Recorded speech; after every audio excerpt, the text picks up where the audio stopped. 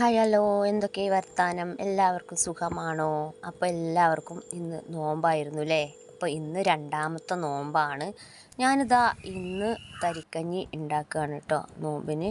എനിക്ക് നോമ്പ് തുറന്നിട്ട് ഏറ്റവും ഇഷ്ടമുള്ളൊരു വിഭവം എന്ന് പറയുന്നത് തരിക്കഞ്ഞിയാണ് കേട്ടോ.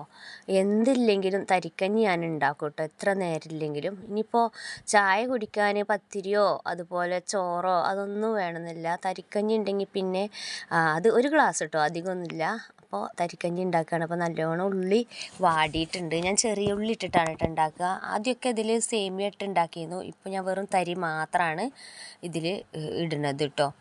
പിന്നെ പാകത്തിന് പഞ്ചസാര ഇട്ട് പാലിലാണ് ഇത് ഉണ്ടാക്കുന്നത്. ഒരു ഗ്ലാസ് പാലാണെങ്കിൽ പിന്നെ അതിൽ ഒരു ഗ്ലാസ് വെള്ളം ഒഴിക്കും കേട്ടോ. അങ്ങനെ കുറച്ച് ഏലക്ക പൊടിയൊക്കെ ഇട്ടിട്ട് അങ്ങനെയാണ് തരിക്കഞ്ഞി ഉണ്ടാക്കുക. അപ്പോൾ ഇന്നത്തെ സ്പെഷ്യൽ എന്ന് പറയുന്നത് തരിക്കഞ്ഞിയാണ്.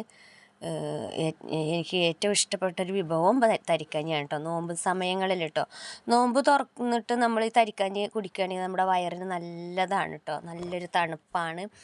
പിന്നെ ഇന്ന് ഫ്രൂട്ട്സ് ഉണ്ടായിരുന്നു.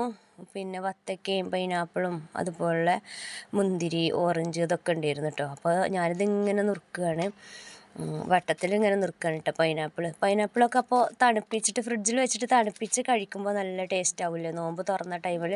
അപ്പോൾ ഞാനിതിങ്ങനെ നുറുക്കുമ്പോൾ കുഞ്ഞാണിയൊക്കെ എനിക്ക് വീഡിയോ പിടിച്ച് തരികയാണ് കേട്ടോ അപ്പുറത്ത് നിന്നിട്ട്. അപ്പോൾ ഇതാ പിന്നെ എന്താ പറയുക, മുന്തിരി ഉണ്ട്, 2 തരത്തിലുള്ള മുന്തിരി വാങ്ങിയിട്ടുണ്ട്, ഓറഞ്ച് വാങ്ങിയിട്ടുണ്ട് കേട്ടോ. അപ്പോൾ ഇതൊക്കെ നല്ല മധുരമുണ്ട് വിചാരിച്ചിട്ടാണ് ഞാൻ വാങ്ങിയിട്ടുള്ളത്, മാങ്ങയൊക്കെ. പക്ഷേ ഇത് അത്യാവശ്യം നല്ല പുളിയുണ്ട് കേട്ടോ. പിന്നെ എനിക്ക് തോന്നി ഇതൊന്നും വാങ്ങേണ്ടിണ്ടായില്ലാന്ന് തോന്നി.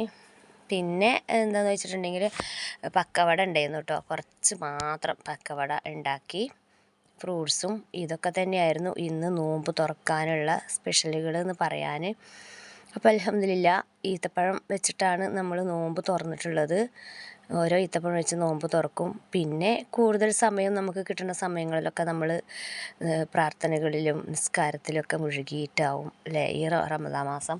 എല്ലാ മാസങ്ങളിലും നമുക്ക് പ്രാർത്ഥനയും നിസ്കാരവും ഉണ്ട്, ഇല്ല എന്നല്ല. പക്ഷേ ഈ ഒരു മാസം എന്ന് പറയുമ്പോൾ നമ്മൾ എത്ര സമയം ഇല്ലെങ്കിലും അത് ഉണ്ടാക്കിയിട്ട് നമ്മൾ ആ കാര്യങ്ങളൊക്കെ ചെയ്യും. അതെല്ലാവരും അങ്ങനെ തന്നെയാണ്. അപ്പോൾ കൂട്ടുകാരെ, ഇന്നത്തെ എൻ്റെ വീഡിയോ ഇത്രയേ ഉള്ളൂ. എല്ലാ കൂട്ടുകാർക്കും ടാറ്റാ.